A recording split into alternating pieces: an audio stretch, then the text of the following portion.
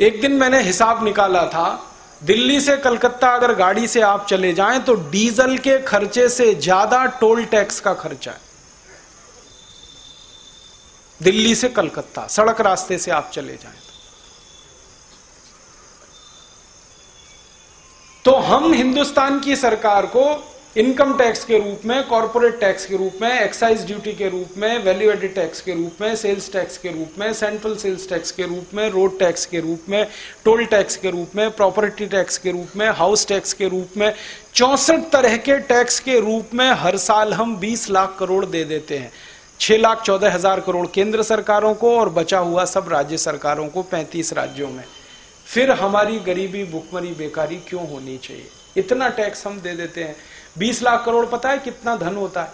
आप गिन नहीं सकते। साल भर तक अगर 1000 के नोट आपको दे दिए जाएं सब मिला के, 20 लाख करोड़ की रकम इतनी बड़ी है कि कैलकुलेटर पे लिख नहीं सकते आप, फेल हो जाता है कैलकुलेटर, क्योंकि कैलकुलेटर में 12 अंक आते हैं और इसको लिखने में 16 अंक लगते हैं।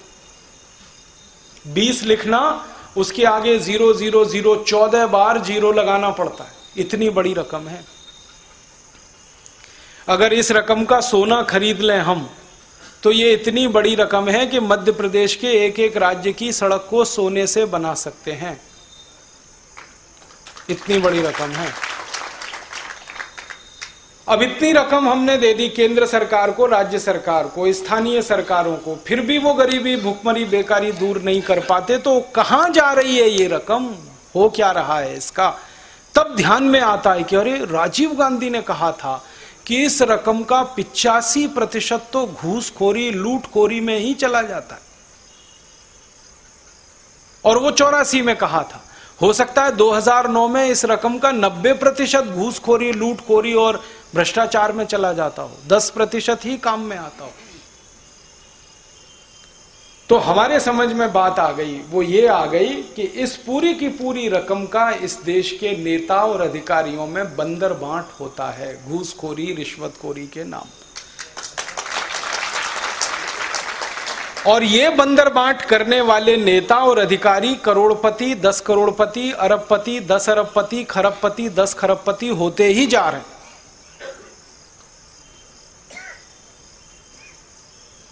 कुछ नेताओं के बारे में मैं केस स्टडी कर रहा हूं और पता यह चल रहा है कि आज से 15-20 साल पहले उनके घर में टूटी साइकिल नहीं थी, और आज उनमें से एक एक के पास 20,000 करोड़, 25,000 करोड़ की संपत्ति है, एक एक के पास। कुछ नेताओं पर जब मैंने केस स्टडी की तो पता चला कि 12-13 साल पहले वो बंबई के दादर रेलवे स्टेशन पर पालक बेचते थे, मेथी बेचते थे, बथुआ बेचते थे। मराठी में इसको भाजी पाला कहते हैं, पत्ते वाली सब्जी। और आज उन तीनों नेताओं की बंबई में 5 से 7,000 करोड़ की प्रॉपर्टी। एक नेता पर मैंने केस स्टडी किया तो पता चला 15-17 साल पहले उसकी जेब में इतना भी पैसा नहीं होता था कि वो चाय खरीद के पी सके। आज उस नेता के पास बंबई से पूना तक की सारी जमीन उसने खरीद के रखी हुई, बंबई से पूना के बीच की सारी जमीन, हजारों हेक्टेयर की जमीन एक नेता के कब्जे में। ऐसे ऐसे इस देश में हजारों हैं, एक दो नहीं। और जब नेता लूटेंगे तो अधिकारी पीछे कैसे हटेंगे? अधिकारियों ने भी लूटा है इस देश को। मेरा जन्म स्थान उत्तर प्रदेश है। उत्तर प्रदेश की सरकार में एक अधिकारी हुआ, उसका नाम है अखंड प्रताप सिंह। चीफ सेक्रेटरी था उत्तर प्रदेश की सरकार का। इससे ऊंचा कोई पद नहीं होता। आईएएस अधिकारियों के लिए चीफ सेक्रेटरी के ऊपर कोई पोस्ट नहीं है, वहां आते आते सब रिटायर हो जाते हैं। वो चीफ सेक्रेटरी के पद से रिटायर हुआ। उसके घर में सीबीआई ने छापा मारा तो 400 करोड़ रुपए कैश मिले थे। 400 करोड़ एक अधिकारी के घर में। और सीबीआई वालों का कहना है कि ये तो उसके कुछ घरों में छापा पड़ा है, अभी कई घर तो पता ही नहीं है। फिर उत्तर प्रदेश के जो आईएएस अधिकारी हैं ना, उनकी एक एसोसिएशन है, उस एसोसिएशन ने उस अधिकारी को महाभ्रष्ट आईएएस अधिकारी का नाम देके उसको घोषित किया। लेकिन तब किया जब सीबीआई का छापा पड़ा, उसके पहले नहीं, अपने नाम को बचाने के लिए। तब तक वो उसी के साथ चाय पीते थे, उसी से गपशप मारते थे। आप अंदाजा लगा सकते हैं, एक चीफ सेक्रेटरी अपनी जिंदगी में 40 साल चीफ सेक्रेटरी रहे, 40 साल, हालांकि रह नहीं सकता, लेकिन 40 साल चीफ सेक्रेटरी रहे और उसकी मैक्सिमम तनख्वाह उसको मिलती रहे और 1 रुपया भी वो उसमें से खर्च ना करे, तो उसको कुल 90 लाख रुपए होना चाहिए। 400 करोड़ कहां से आया? ऐसे इस देश में हजारों अधिकारी, एक दो नहीं, हजारों। तो नेता हैं, उनके साथ अधिकारी हैं, लूट में आकंठ डूबे हुए, दोनों हाथों से ऐसे लूट रहे हैं, कल्पना नहीं हो सकती आपको। मुझे बड़ा अफसोस है ये कहते हुए कि थोड़े साल पहले हम ये सोच के परेशान होते थे, डाकू माधो सिंह, डाकू मोहर सिंह, डाकू जालिम सिंह ये आते थे और घरों को लूट के ले जाते थे, तो हम हाय तौबा करते थे। ये डाकू मोहर सिंह, माधो सिंह, जालिम सिंह तो मरे नहीं, वो तो सब जिंदा है, नाम बदल गए उनके, कोई नहीं मरा। मुझे तो कई बार लगता है कि माधो सिंह, मोहर सिंह, जालिम सिंह की आत्मा ही हमारे नेताओं में प्रवेश कर गई। और सड़क चलते नहीं है, पार्लियामेंट में बैठे हैं, विधायिकाओं में बैठे। आपको मालूम है हमारी संसद में 300 से ज्यादा सांसद हैं जिनकी कम से कम इनकम 10 करोड़ से ऊपर है। 300 से ज्यादा सांसद इस देश की संसद में वर्तमान, ऐसी स्थिति इस देश में है। तो बात अब समझ में आ रही है, वो ये कि 62 साल की आजादी में हमने एक ही काम किया, गोरे अंग्रेजों को भगाया, काले अंग्रेजों को बिठाया। गोरे अंग्रेजों ने लूट कर पैसा लंदन में जमा किया, इन काले अंग्रेजों ने लूट लूट कर पैसा स्विस बैंकों में जमा किया।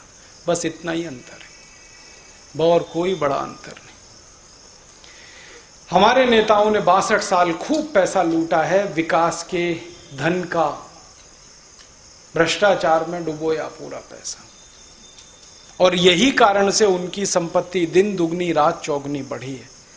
एक साधारण एमएलए हो जाता है, साधारण एमपी हो जाता है, देखो क्या संपत्ति आती है। और एमएलए एमपी तो छोड़ दो, कॉरपोरेटर हो जाता है तो देखो कितनी संपत्ति आती है। ये सारी संपत्ति आती है आपके मेरे खून पसीने की कमाई के दिए गए टैक्स के पैसे को लूट कर, वहां से आती है ये संपत्ति। तो हमारे देश में ये जो प्रजातंत्र चल रहा है, माफ करिएगा, ये लूट तंत्र है, प्रजातंत्र नहीं है। और हर 5 साल के बाद नाटक होता है इस देश में, मैं लूटूंगा या तू लूटेगा, तय कर ले भाई। एक पार्टी होती है सत्ता में जो लूट रही होती है 5 साल से, सामने वाली दूसरी तैयार बैठी है कि अब हमारा नंबर है, तुमने लूट लिया 5 साल, अब हमको दे दो ये गद्दी। और वो आपके सामने आते हैं उल्लू बनाने के लिए कि भाई वोट दे दो, विकास करेंगे। भाई 62 साल से तो किया नहीं, तुम क्या करोगे? फिर कहते हैं जी वोट दे दो, आपकी सेवा करेंगे। तो सेवा करने के लिए वोट ही क्यों लगता? बिना वोट के भी सेवा होती है। तो वोट देकर वो सेवा का नाम जो लगाते हैं, वो उनको पद चाहिए, प्रतिष्ठा चाहिए, ताकि लूट में हिस्सा उनका बरकरार रहे। मुझे कई बार अफसोस से कहना पड़ता है कि जब आप किसी नेता को एक वोट दे देते हैं तो आप खुद उसको लूट का लाइसेंस दे देते हैं कि जा 5 साल के लिए तेरी मौज, जो लूट सके तू लूट।